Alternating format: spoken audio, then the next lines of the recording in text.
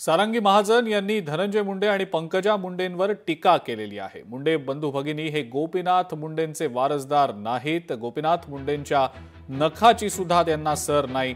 त्यांचं आयुष्य केवळ गुंडगिरी आणि जमीन लुटण्यात गेलंय असे आरोप सारंगी महाजन यांनी केलेले। गोपीनाथ मुंडेंचे जुने कार्यकर्ते हेच त्यांचे वारसदार असल्याचं सुद्धा सारंगी महाजन म्हणतात। आणि याच संदर्भात सारंगी महाजन यांच्या सोबत आमचे प्रतिनिधी मनीष गांगुर्डे यांनी संवाद साधलाय, पाहूया।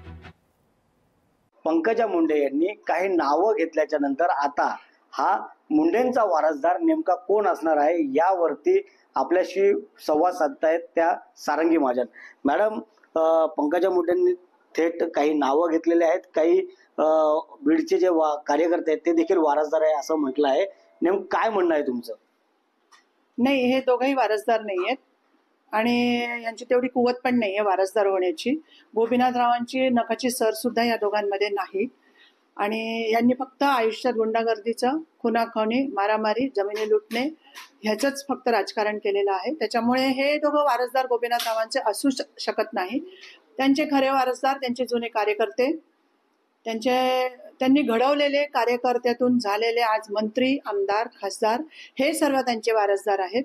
शिवाय वंजारी समाजातले मोठे नेते, कारण वंजारीच नेता हवा असेल त्यांना, त्यांच्या समाजातला जे गोपीनाथराव त्यांच्या समाजातून होते तेवढ्या बलाढ्य नेते जर हवे असतील गोपीनाथरावांच्या तोडीचे, तर आज पुष्कळ लोक आहेत।